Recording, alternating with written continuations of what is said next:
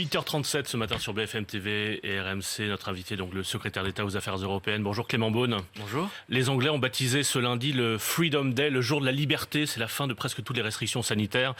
Alors que le Royaume-Uni a compté plus de 50 000 cas encore samedi, ils atteignent quasiment leur pic de l'hiver dernier. Comment est-ce que vous qualifiez cette stratégie du Premier ministre britannique? Est-ce que c'est de l'audace? Est-ce que c'est de l'entêtement? Est-ce que c'est de l'irresponsabilité? Non, c'est pas à moi de qualifier cela. Il y a eu un débat au Royaume-Uni, donc on voit que partout dans nos pays, malheureusement, la pandémie est encore là et l'arme, c'est la vaccination. Les Britanniques... Ils sont plus vaccinés que nous, les Britanniques. Ils sont un peu plus vaccinés que nous, même si le rythme est chez nous plus soutenu. Mais ils sont un peu plus vaccinés que nous. Et vous le savez, il y a eu déjà un report des réouvertures au Royaume-Uni d'un mois. Ce qui montre bien que même dans un pays où on a vacciné effectivement encore un peu plus fort que chez nous, il y a eu cette prudence. Donc aujourd'hui, il y a la levée de restrictions qu'on a déjà chez nous pour la plupart. Mais ça montre aussi qu'on doit chercher cet équilibre. Mais c'est irresponsable ce que fait Boris Johnson ? Non, je ne crois pas que ce soit irresponsable. Il y a des choses qu'on ne fait pas chez nous, comme la levée généralisée du masque. Mais ça a été un débat aussi au Royaume-Uni. On a vu que le Premier ministre Johnson lui-même était de nouveau cas contact. Donc la pandémie n'est pas finie. Chacun trouve son équilibre et son rythme. Et ce que je vois en regardant l'Europe, c'est que des pays qui ont, eux, rouvert parfois trop vite, peut-être imprudemment, des boîtes de nuit sans contrôle, on l'a vu en Espagne. Les Pays-Bas, par exemple, l'Espagne ? Les Pays-Bas, peut-être. Il ne s'agit pas de stigmatiser. Il s'agit de tirer des leçons pour éviter que cela arrive trop vite et sans précaution chez nous ou ailleurs. Juste un point sur le Royaume-Uni. Un Français ou un Européen qui va au Royaume-Uni doit faire une quarantaine de 10 jours. Ce n'est pas le cas pour un Britannique qui va en France. Est-ce que vous pourriez mettre en place ce genre de mesures de quarantaine ? On y réfléchit, mais nous, vous savez, on a des critères sanitaires. Il nous semble que la mesure que prend le Royaume-Uni n'est pas complètement fondée scientifiquement. Nous la jugeons excessive parce qu'elle est fondée sur la diffusion, sans être trop détaillé, du variant bêta sud-africain, qui en réalité est désormais assez bien maîtrisé. C'est l'autre variant delta qui nous préoccupe davantage. Et nous, ce que nous faisons pour le Royaume-Uni comme pour tous les autres pays, c'est que nous avons des critères scientifiques et sanitaires. Nous avons renforcé ce week-end les mesures à l'égard du Royaume-Uni. Ce n'est pas une quarantaine. Quand vous êtes vacciné et que vous revenez du Royaume-Uni, pas de problème.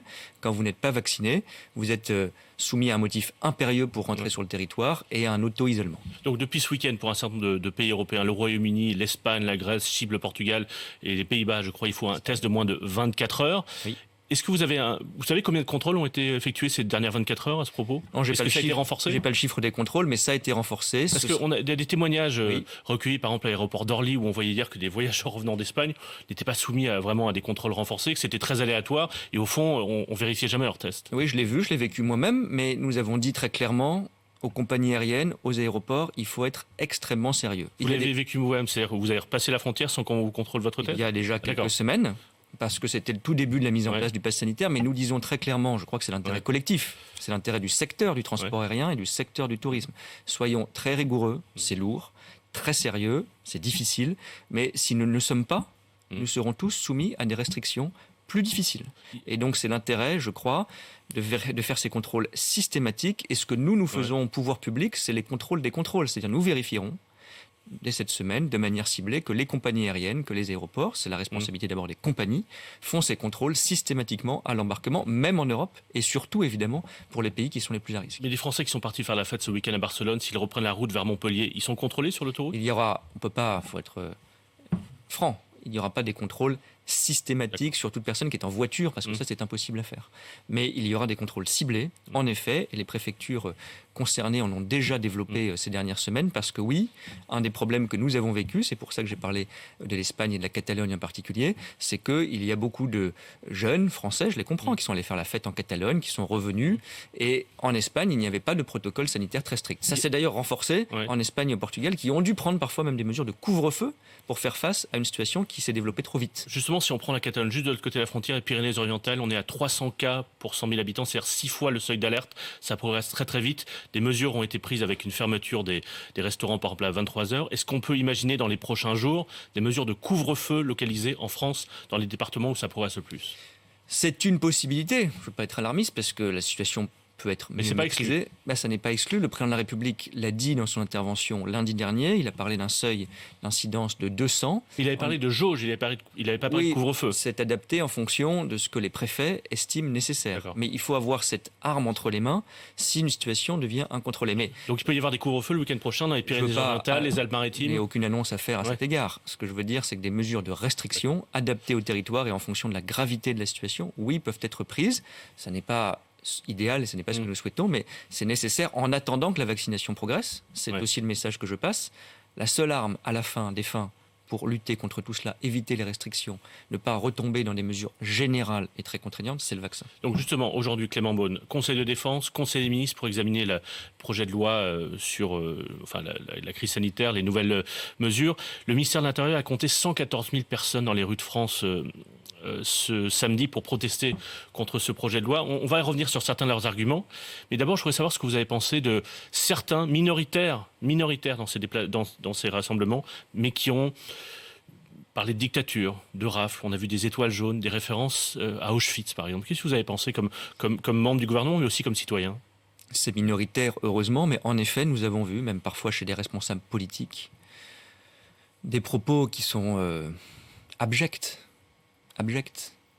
Quand on voit Quel responsable politique particulièrement ? Je pense à M. Dupont-Aignan, à M. Philippot, malheureusement à une députée Martine Vonner, qui fut, parce que je ne considère plus qu'elle y appartient évidemment à la majorité, Mme Vonner. Tout ça est abject. C'est heureusement, je ne veux pas leur donner plus d'importance que cela, parce qu'à côté de ça, il y a 4 millions de Français qui vont se faire vacciner, il y a des millions de Français qui demandent le vaccin et qui se protègent et qui prennent leurs responsabilités et qui ont fait des efforts. Mais quand on compare le pass sanitaire à l'étoile jaune, c'est au-delà du déraisonnable, c'est honteux, c'est immoral et c'est monstrueux. Et on doit avoir, a fortiori quand on est responsable politique, mais comme citoyen, le sens des responsabilités, le sens de l'histoire. Qu'on ait un débat et qu'on se pose des questions et qu'on soit contre, c'est la démocratie, le pass sanitaire ou l'état d'urgence ou je ne sais quoi. Mais dire que c'est une dictature, c'est autre chose, et ça c'est un scandale. Et aller faire des comparaisons historiques avec la Shoah et l'étoile jaune, là, on franchit toutes les limites de la morale.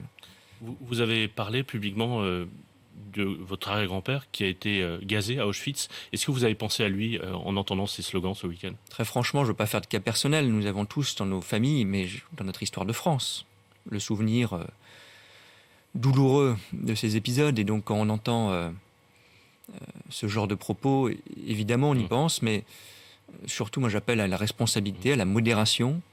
Et puis, tout simplement, un sens de la République, de la France et de l'histoire.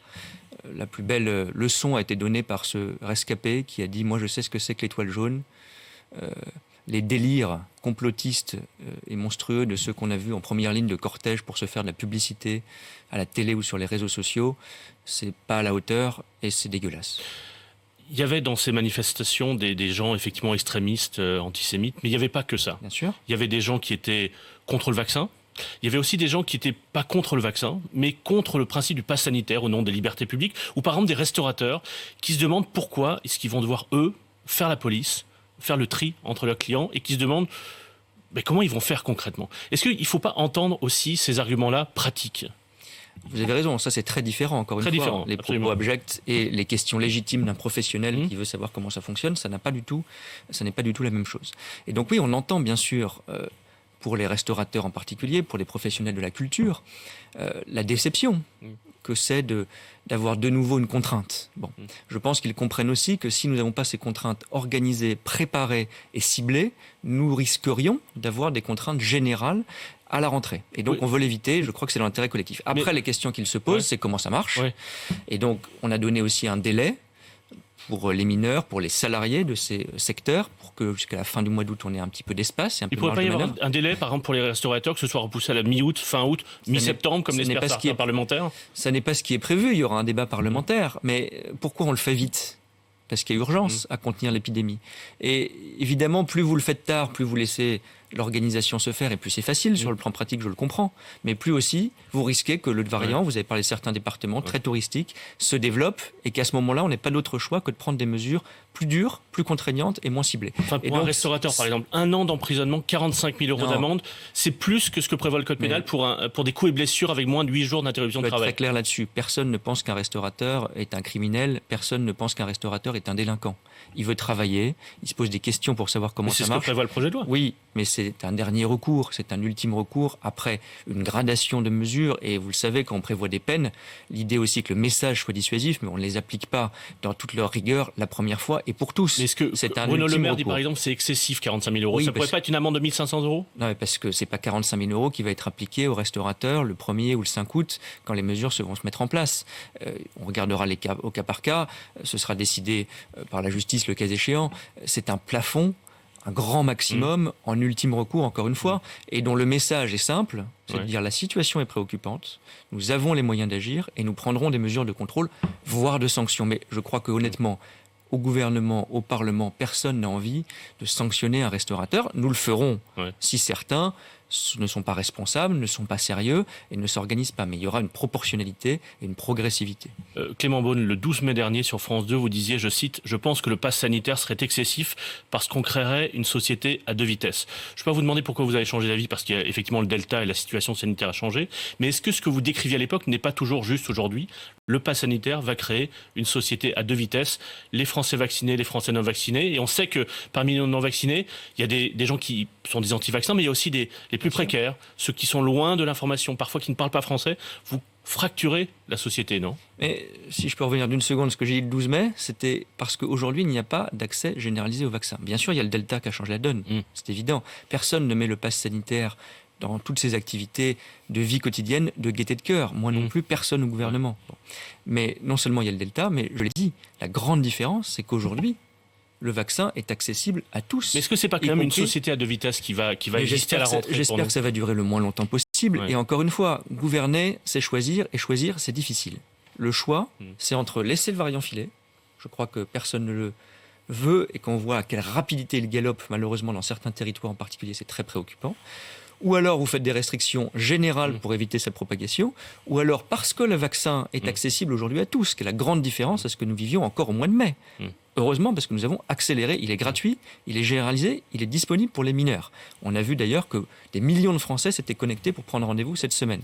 Et donc nous trouvons, oui, un équilibre proportionné entre des restrictions, la protection sanitaire et une société que nous souhaitons la plus ouverte et la plus inclusive possible dans ce contexte. Dernière chose brièvement sur la situation sanitaire, le projet de loi prévoit des sanctions sur l'isolement, c'est-à-dire que des personnes positives devront s'isoler pendant 10 jours. Le président n'en a pas parlé l'autre jour lors de son allocution. Est-ce que c'est parce que vous craignez que ce soit retoqué par le Conseil d'État aujourd'hui?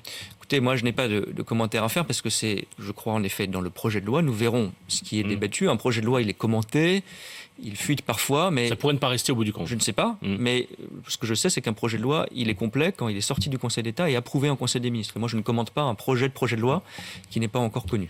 Clément Beaune, Angela Merkel s'est rendue hier dans les villages dévastés par les inondations historiques en Allemagne. Elle appelle à se presser pour lutter contre le réchauffement climatique. Est-ce que le pacte vert qui a été présenté par la Commission européenne la semaine dernière, qui a surpris par son ampleur, par son ambition, est de nature à changer les choses et à changer aussi notre vie quotidienne? Je crois, et c'est indispensable, c'est un signal d'alarme et un rappel très brutal, ce qui se passe tragiquement en Allemagne, en Belgique et dans plusieurs autres pays européens. On le voyait encore ce matin, presque 200 morts en quelques jours. C'est monstrueux.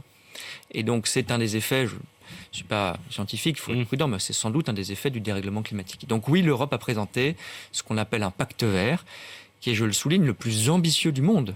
Nous sommes les plus rapides et les plus ambitieux.